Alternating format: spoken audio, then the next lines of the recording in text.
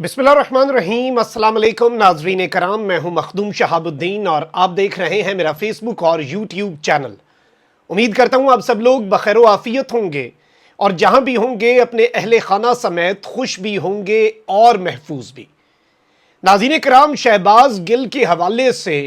इंकशाफात की भरमार हो चुकी है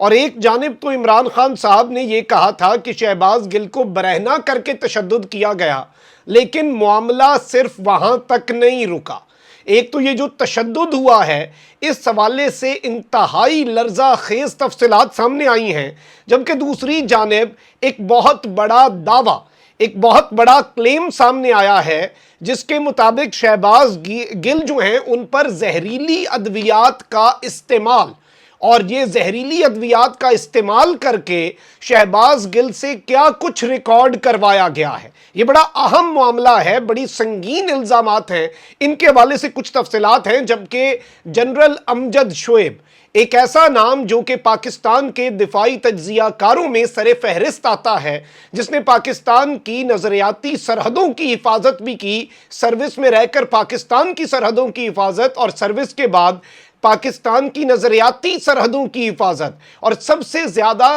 बुलंद आवाज़ समझे जाते थे जनरल अमजद शोएब। उनके हवाले से एक बहुत बड़ा इंकशाफ हुआ है और जनरल अमजद शोएब ने ISPR पर एक बड़ा इल्ज़ाम लगाया है और इस इल्ज़ाम की हकीकत क्या है उसे भी डिस्कस करेंगे। जबकि इमरान खान को रात गए कुछ कामयाबियां मिली हैं, कुछ चैलेंजेस हैं और ये सब कुछ पैरेलल चल रहा है और दुश्मनों की सांसें तेज होने का सिलसिला भी थम नहीं रहा। कुछ डेवलपमेंट्स हैं, बैक टू बैक आपके सामने रख दूं, लेकिन पहले मैं आपको यह बता दूं कि शहबाज हुकूमत ने IMF के सामने घुटने टेक दिए हैं और बेसिकली IMF को दिए गए लेटर ऑफ इंटेंट की तफसीलात सामने आई हैं और इस लेटर ऑफ इंटेंट में मजमूई तौर पर 27 नुकात पर अमल दरामद की यकीन दहानी कराई गई है। हुकूमत ने IMF को तेल बिजली पर तमाम सब्सिडी ख़त्म करने और बिजली और गैस के निर्खों में इजाफे की यकीन दहानी करवाई है और यह कहा है कि पेट्रोलियम लेवी में बतदरीज इजाफा होगा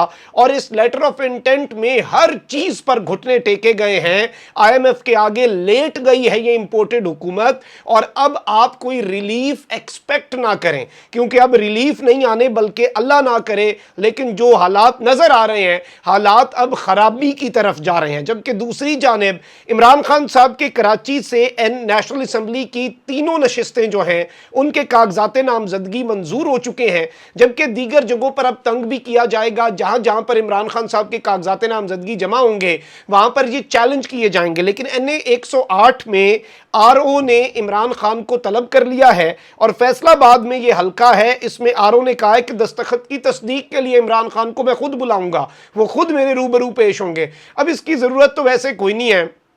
और इमरान खान साहब की इतनी पब्लिक स्टेटमेंट्स मौजूद हैं कि वो सारे इंतखाबात सारे हल्कों में खुद लड़ रहे हैं। लेकिन चलें, अब इस तरह से आप थोड़ा सा उन्हें घुमा फिरा लें। इमरान खान वैसे ही घूमने फिरने के मूड में हैं और अब उन्होंने जो जलसे करने हैं वो बड़े ख़तरनाक जलसे हैं, क्योंकि वो जिस जिस एरिए में जाएंगे वहाँ पर मौजूद ये चूं चूं के मुरब्बे की जो बाक़ियात हैं, इनकी सियासत जो बची कुची वहाँ पर बची हुई है, वो भी इमरान खान उसे ताबूत में आखिरी कील ठोंक के उसकी तदफीन करके उसकी आखिरी रसूम अदा करके ही आएंगे। अब यहां पर नाज़रीन किराम कुछ चीजें आप समझ लें। एक जानिब तो चीफ इलेक्शन कमिश्नर और मेंबरान इलेक्शन कमीशन के खिलाफ भी तगड़ा केस तैयार हो चुका है और एडवोकेट अजहर सिद्दीक साहब ने भी इस हवाले से कंफर्मेशन की है और इसमें पूरा प्रोसीजर भी उन्होंने बताया कि किस तरह से इलेक्शन कमिश्नर और इलेक्शन कमीशन के जो मेंबरान हैं उनसे इलेक्शन कमीशन को साफ करवाया जाएगा और इलेक्शन कमीशन के अंदर फिर ऑब्वियसली एक ऐसा निज़ाम, और वैसे किसी में जर्रा बराबर भी थोड़ी सी गैरत होती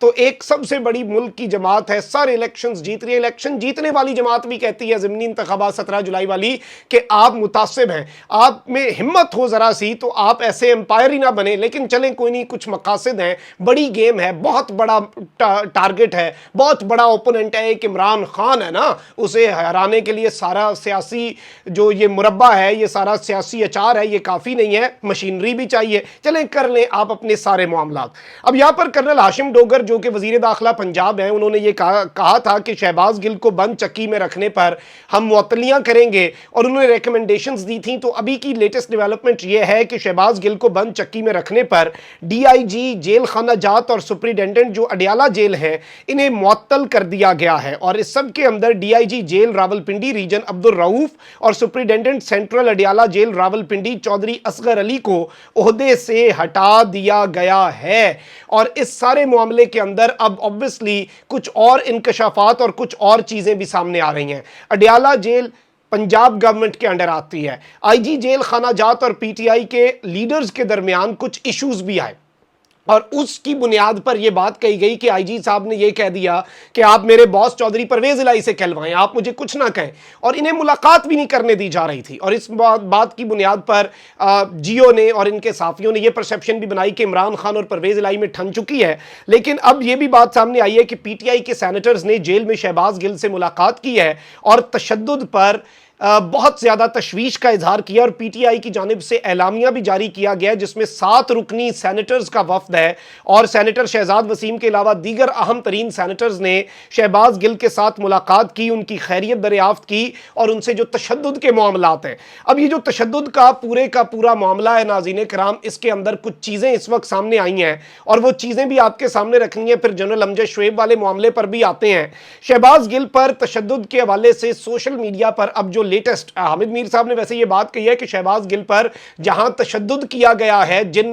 جسم کے حصوں پر وہ بتایا بھی نہیں جا سکتا. تو آپ اندازہ لگا سکتے ہیں، میں نے اس حوالے سے ایک ہنٹ دے دیا تھا 2 دن پہلے کہ معاملات صرف تشدد تک نہیں ہیں، بہت خراب ہیں، بہت زیادہ خراب ہیں، اور کچھ ایسی چیزیں بھی ہیں جو سامنے نہیں رکھی جا سکتی. بڑی تکلیف اور بڑا درد، ابھی کرب اتنی بات ہی بہت ہے خیر، لیکن حالات بہت خراب ہیں، میں آپ کو یہ بتا سکتا ہوں. اب یہاں پر سوشل میڈیا پر کچھ رپورٹس آئی ہیں جن کے مطابق یہ دعویٰ سامنے آیا ہے کہ شہباز گل پر تشدد اور ادویات کے استعمال کے بعد تحریری اور آڈیو بیانات لیے گئے ہیں جن میں مبینہ طور پر انتہائی خطرناک انکشافات کروائے گئے ہیں، اور ان انکشافات کو، ان ثبوتوں کو مبینہ طور پر عمران خان کے خلاف کارروائی کے لیے استعمال کیا جائے گا. کپتان کے گرد گھیرا تنگ کرنے کا فیصلہ، رد عمل سے نمٹنے کے لیے اہم ترین صلاح مشورے بھی شروع کر دیے گئے ہیں. اب اگر اس کلیم کو سچ مانا جائے تو obviously ہڑبڑاہٹ کیوں ہے، شہباز گل کی کسٹڈی کے لیے دوڑیں کیوں لگی ہوئی ہیں، یہ بہت سے سوالات کو بھی جنم دیتا ہے، سسپیشنز کو بھی جنم دیتا ہے.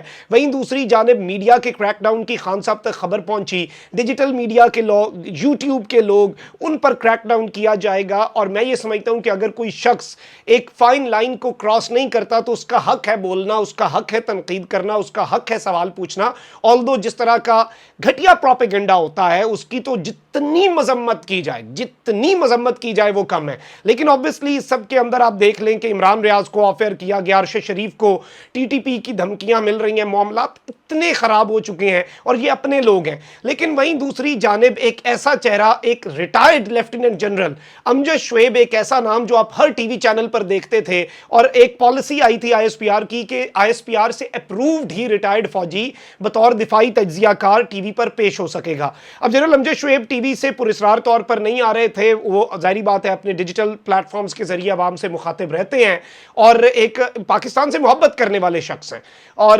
پاکستان کے حالات کو خراب ہوتا دیکھ کر کڑنے والی شخصیت بھی، جو محبت کرتا ہے وہ کڑتا بھی ہے نا حالات کو خراب ہوتا دیکھ کر. اب انہوں نے، اشتیاق گوندل صاحب ہیں، ہمارے دوست ہیں اور ہم مل کر کام کرتے رہے ہیں ٹی وی چینل میں، انہیں ایک انٹرویو کے اندر یہ بات کہی ہے کہ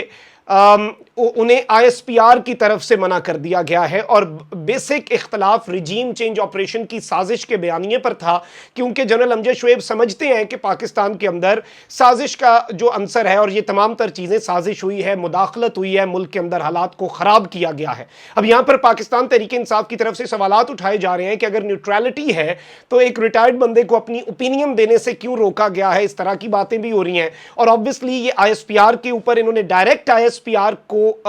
نام لے کر انہوں نے یہ بات پبلک کو بتائی ہے، پبلکلی آ کر جنرل امجد شعیب نے بتائی ہے کہ انہیں آف ایئر یا پھر انہیں میڈیا پر نہ آنے کا ISPR کی طرف سے کہا گیا ہے، اور ایک بڑے ہی آپ سمجھ لیں کہ ریٹائرمنٹ کے بعد بھی بڑی اہم پوسٹس پر رہے جنرل امجد شعیب، اور ایک ریسپیکٹڈ فگر ہیں ہمارے ملک کی خاطر، جس نے پاکستان کو سرو کیا وہ ہمارے سر کا تاج ہے، اور اس معاملے کو بھی ایڈریس ہونا چاہیے، اور بولنے کا میں سمجھتا ہوں کہ سب کو رائٹ ہے اور ہونا بھی چاہیے۔